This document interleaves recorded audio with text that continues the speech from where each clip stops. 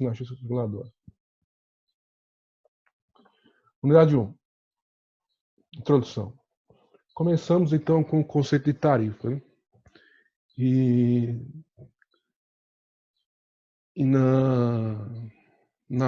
Você vai ver que o conceito leigo difere muito do conceito que é utilizado na regulação econômica. Tá? Tarifa se confunde também com aquela questão tarifa de exportação, né? Que é a questão do comércio internacional. Estamos falando aqui de um outro conceito, que é o conceito de tarifa, que é o preço e a forma que esse preço é aplicado, regulado por uma autoridade pública. Tá? Então, regulado, pode ser regulado previamente ou a posteriori. Vamos ver isso. Também chamado de preço público. Tá? Não se confunde com o conceito de taxa, que é uma espécie de tributo. Tá? Então, é errado falar taxa portuária, tá? Sim, tarifa portuária. De forma mais precisa tecnicamente, né? Normalmente é utilizado como solução, né, em monopólios e infraestruturas, tais como a área de transporte, energia, telefone e saneamento. Infraestruturas essenciais que o preço tem que ser razoável, justo e razoável. Por quê? Porque o lucro da empresa regulada não pode ser tão grande de modo que o consumidor se sinta lesado, mas não deve ser pequeno para que o empresário se sinta desconfortável ou desincentivado em aplicar elevados recursos na concessão. Então, a tarifa ela precisa incentivar a qualidade, né? E a expansão da infraestrutura. Então, ela precisa ter um nível ideal para que ela remunere bem o empresário e também o consumidor consumidor e usuário no nosso setor, né, setor portuário, não se sinta lesado.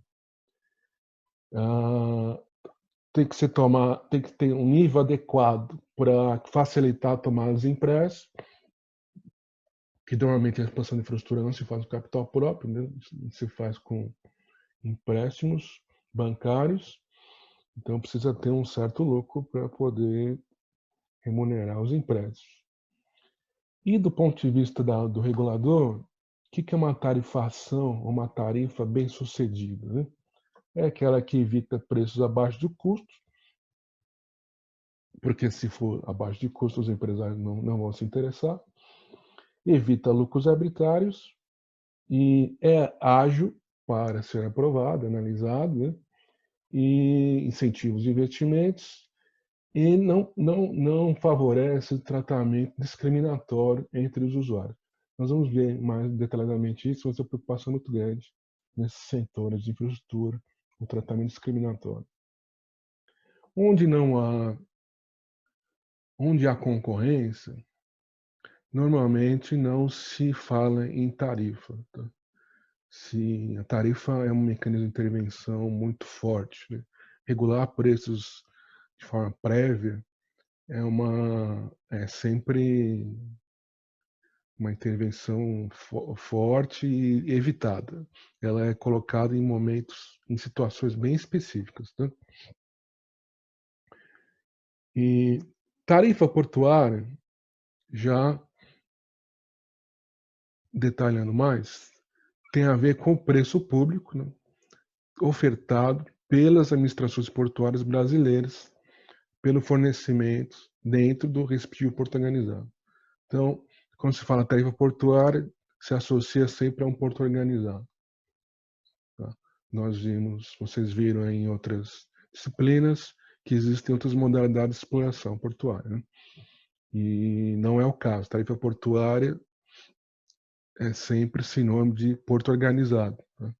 Consta de uma tabela de preços, também chamado tabela tarifária, no nosso jargão. Tem que ser pública no sentido de ser publicizada, né? de todos conhecerem, de estar acessível, né? Dentro de um documento consolidado. A tarifa não é algo imposto, diferente da taxa dos tributos, né?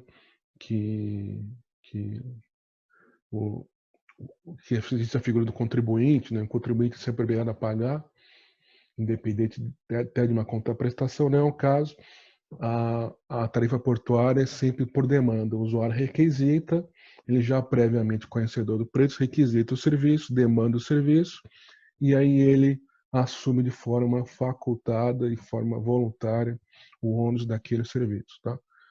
E não a tarifa portuária não exige um contrato entre as partes, então não existe esses contratos entre usuários e o porto organizado no aspecto da tarifa. É só uma requisição geralmente verbal, e essa requisição verbal tem a ver com a existência do regulamento do porto, que é um documento que diz o funcionamento geral do porto, né, como o horário de funcionamento e várias outras normas internas, né?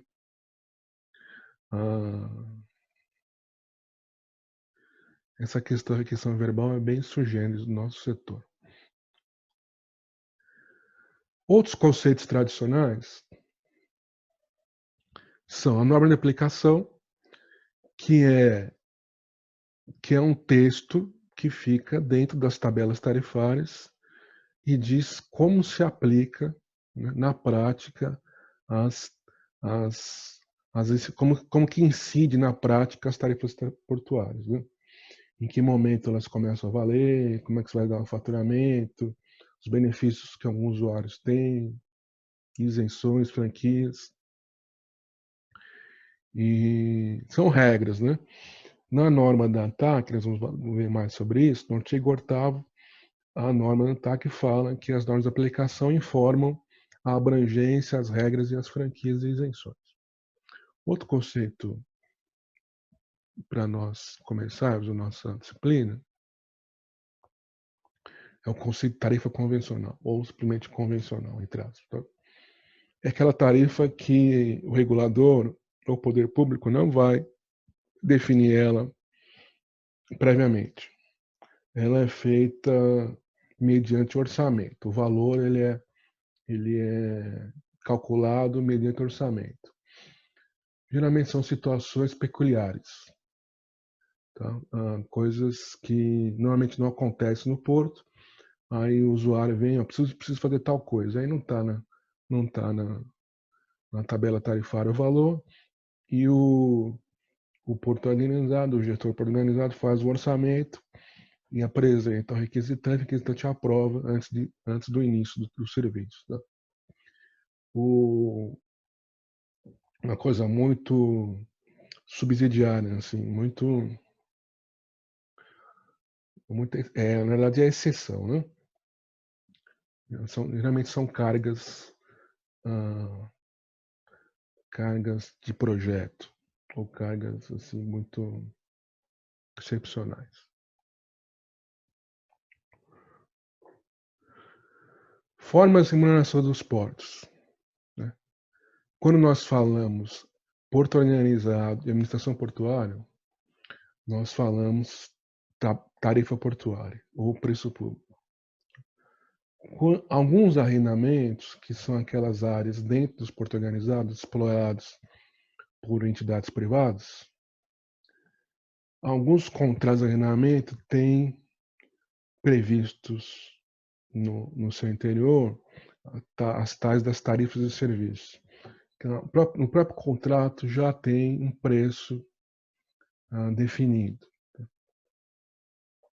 A tendência é que cada vez menos exista isso.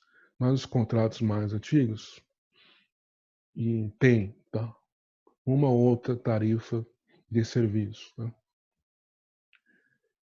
E aí a agência reguladora tem que ficar de olho nessas tarifas, tá? Se ele está sendo respeitado. Mas, em geral, fora a tarifa portuária, nós temos o preço. Tá? E aí eu coloco o preço privado entre parênteses para diferenciar do preço público. Não que exista essa expressão, tá? Preço é preço. Mas e nos arrendamentos e nos terminais privados, nós não temos tarifa, nós temos preço. Tá? Então, aqui a intervenção bem mais fraca. Quando se fala preço, intervenção bem mais fraca do poder público. Né? O nosso foco é esse primeiro box aqui, tarifa portuária. Né?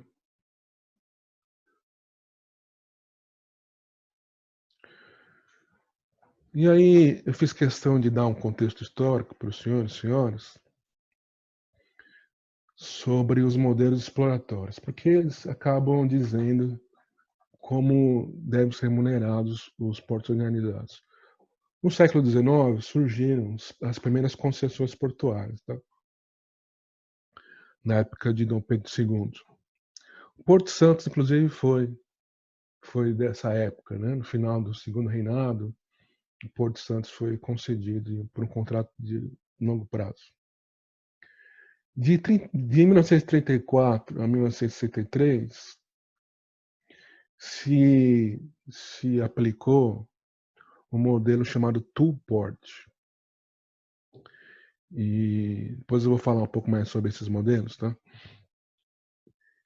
E surge o conceito de porto organizado, autonomia portuária, arrendatário, instalação portuária, tudo nesse período 34 e 73, tá? Um decreto de 1934, de Getúlio Vargas, uniformiza as taxas portuárias. Na época, o título utilizado, tá? E já se permitindo, inclusive, que instalações privadas existissem, fora dos portos organizados. De 64 a 90, que é um regime conhecido como regime militar, essa questão da exploração privada, ela cresce, né? O arrendamento acaba surgindo mais ou menos do jeito do que nós conhecemos hoje. A execução da operação portuária é delegada, né? A execução é delegada para terceiros, ou se torna delegável para terceiros.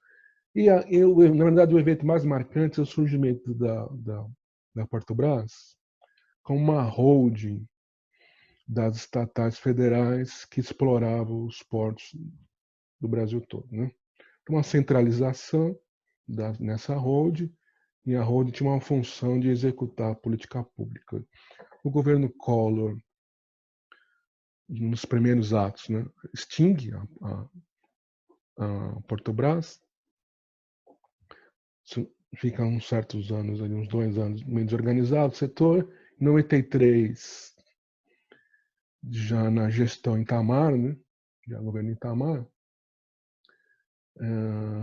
é aprovada a Lei dos Portos, ou a Lei da Modernização dos Portos, também assim chamado, que é mais ou menos o modelo de hoje, que nós estamos vivendo. Em 2013, a presidente Dilma solta a medida provisória e reforma a Lei de 93, mas em pequenos detalhes, e o detalhe que ela mais explorou foi incentivar ainda mais a exploração privada de portos fora do porto organizado. E já um prenúncio para as concessões. Veja que nós começamos falando de concessões e terminamos falando de concessões, tá? Que é a tendência nessa década de 2020. Em termos do regime tarifário dos portos organizados, tem aquela lei aquele decreto, né, de 34 de Getúlio Vargas, que na verdade é a grande reforma do setor portuário do século XX, né? A grande modernização. Em 58, JK solta uma outra lei, vamos falar sobre ela.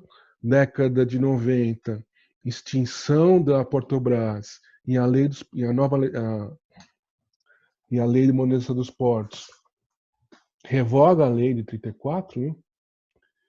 e dá um certo poder para uma instituição chamada CAP. Tá? As tarifas eram sempre homologadas por esse CAP, que era um órgão interno das indústrias portuárias, que existe até hoje, mas com menos poderes do que do que antes. Tá? Uma boa dose de liberdade nessa década de 90. A Lei 8.987 consagra o preço teto, vamos falar sobre essa lei aí. Em 2001, criado o órgão regulador, a ANTAC, onde eu trabalho. Em 2002, o Ministério da Fazenda solta uma portaria regulamentando como deveria ser feitos alguns procedimentos, tá, da novas tarifas dos portos. Vamos falar um pouquinho mais sobre ela. Em 2009, o TCU, Tribunal de Contas da União, disse que está tudo errado, que está sendo feito até então. Solta um acordo 1904 de 2009, determinando que o Ministério e a agência se debruçassem numa tarifa baseada estritamente em custo. Em 2003, a nova Lei dos Portos reforça o papel do regulador na questão tarifária, que estava muito dispersa até então. Né? Tinha o tal do CAP aqui, né? O Ministério da Fazenda também dando ordem. Né? A Lei de 2013 reforça o papel da agência, torna o CAP meramente consultivo, sem poderes deliberativos. E em 2018, já gestão Temer, essa portaria de 2002 é revogada e fica, então, totalmente nas mãos do regulador, a tarifação. De 89, né, que é quando assume Collor, até 2019, quando termina o mandato de Temer, se vê aí um crescimento aí da dificuldade de comparar as tarifas entre os 36 portos. Né? Com a extinção da holding em 90, deu uma boa dose de liberdade para os portos. Então, cada um acabou criando suas próprias estruturas tarifárias. E, nesse meio tempo, a concorrência aumentou, né? Com os terminais privados, né? Hoje dominam praticamente o setor portuário, os terminais privados. Então, hoje, os preços concorrem francamente. E, então, esse papel monopolista do porto organizado não se vê mais. E um aumento do desequilíbrio econômico-financeiro e um aumento dos subsídios governamentais. Então, vemos um crescimento disso.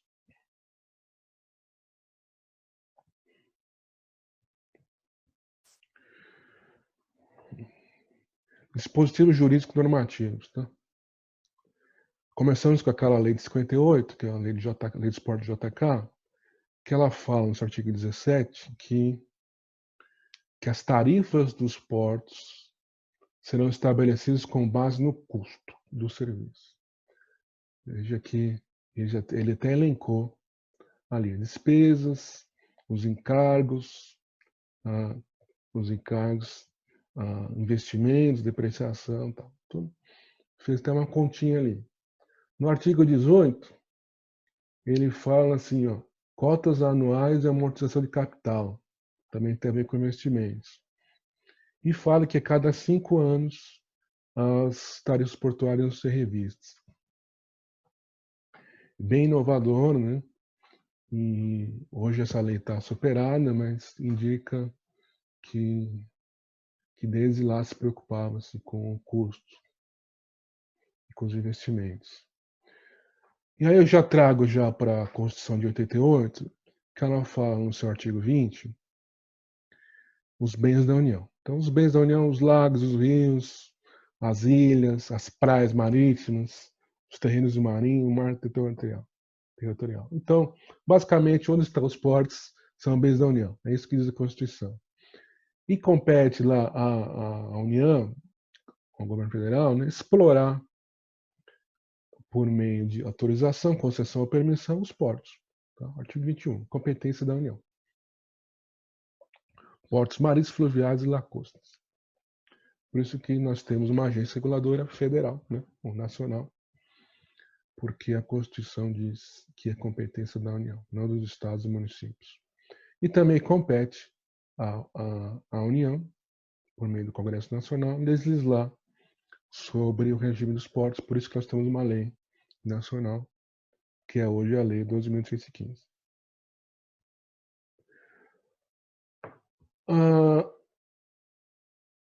Em outro capítulo da Constituição, de 88, nós vamos ter uma Constituição basicamente capitalista, né? E falando que a participação do setor público na economia é subsidiária.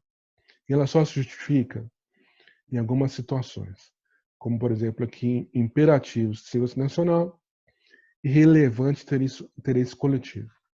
É o caso dos portos, né? Os portos, 90% do comércio internacional passa pelos portos, e imagina se não tivesse os portos, nós não teríamos comércio internacional.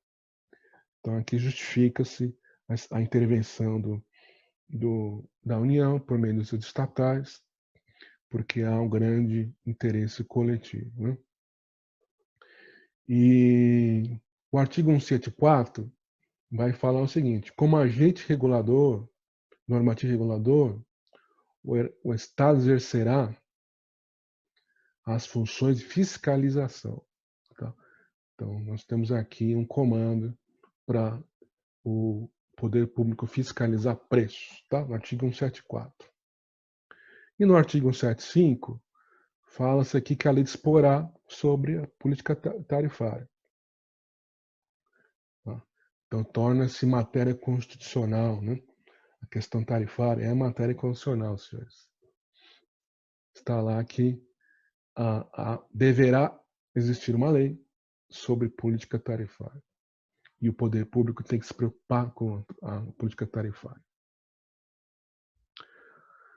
Já um pouquinho mais para frente, na lei do real, já na gestão FHC, ele vai falar que os reajustes dos preços públicos, aqui no artigo 70, e tarifas de serviços, serão reajustados ou revisados, tá? Anualmente. Então, ele não permite, ele dá, na verdade, ele cria um ritmo, né, para a economia. Já quase nos apagar das luzes do seu mandato, o FHC solta uma outra medida provisória transformada em lei, complementando o Plano Real, falando que os reajustes inferiores a um ano seriam nulos, tá, daqueles preços públicos. E que os contratos com o poder público teriam regras para manter o equilíbrio econômico-financeiro e regras para essas revisões principalmente aqui de casos fortuitos ou força maior ou fatos do príncipe. Eu não vou entrar em detalhe nisso, é uma matéria jurídica, mas tem a ver principalmente com situações extraordinárias que são imprevisíveis, né? Fatos imprevisíveis. O setor privado teria o direito de ser remunerado por isso, e a lei do Plano Real consagrou. Aquela lei que o artigo 175 da Constituição falou que deveria existir é a Lei 8987, tá? De 95, chamada Lei das Concessões. Ela tem uns artigos lá que falam das tarifas, tá? Entre outras coisas.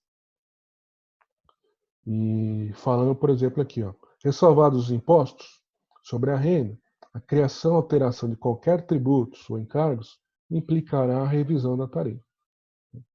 Para cima ou para mais. Para cima ou para menos. Tá? E a alteração unilateral dos contratos, que afetam o seu equilíbrio, deverá o poder concedente, no caso a União, né, deverá restabelecer este reequilíbrio. Então, direito ao equilíbrio dos contratos, a ter uma tarifa adequada à situação presente. Né? E o artigo 11 fala o seguinte: a possibilidade de outras fontes provenientes de receitas alternativas. Então, receitas não tarifárias, elas são previstas para abater o custo. Tá? Ele fala aqui, a favor da modicidade. Então, se o concessionário ou porto organizado tem outras receitas, né, não além das tarifárias, é obrigação que essas tarifas ajudem a abater o custo para diminuir o valor da tarifa. É isso que está falando aqui, modicidade das tarifas, módicas. E o artigo 13, nós vamos explorar mais nos outros modos, autoriza que as tarifas sejam diferenciadas em função das características técnicas dos custos específicos. Então, a tarifa não precisa ser a mesma para todos os usuários, né? A depender dos custos específicos e de segmentos distintos de usuários, né? Bem como características técnicas peculiares, é possível que tenhamos tarifas distintas. Tá? Temos portos distintos com tarifas distintas, mas aí o artigo 3 vai falar o seguinte: dentro do mesmo porto, você também pode ter valores distintos para segmentos de usuários distintos, a depender de custos específicos para características técnicas. Vamos ver mais sobre isso. Tá? Em 2011, cria-se a ANTAC e se empodera, né, a ANTAC para falar de modicidade de fretes e tarifas, e é a ANTAC que promove, a partir de então, os reajustes e as revisões das tarifas portuárias e cria-se padrões, criando-se padrões para isso. Grande avanço, né? Estava bastante disperso, estava um pouco na mão da Portobras, que foi extinta há 10 anos, então se passou aí um bom tempo em vácuo, né? Parte disso era feita antes por o extinto GEIPOT. A lei 10.3 extinguiu o GEIPOT, então as pessoas vieram do GEIPOT para a ANTAC e deram continuidade nessa questão tarifária. E a lei 10.3 também vai falar dos contratos de concessão e permissão, falando que esses contratos deveriam ter também limites tarifários e condições de reajustamento e revisão de tarifas, critérios, né, de reajuste de tarifas e como aquelas receitas complementares, né, extraordinárias seriam usadas para fins de modicidade da tarifa.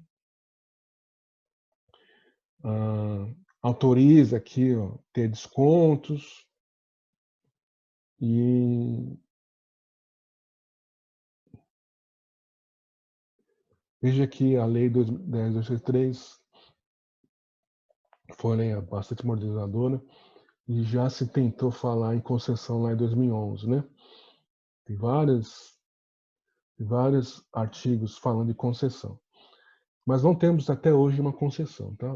Após a Constituição de 88, não surgiu mais nenhuma nova concessão portuária de porto organizado.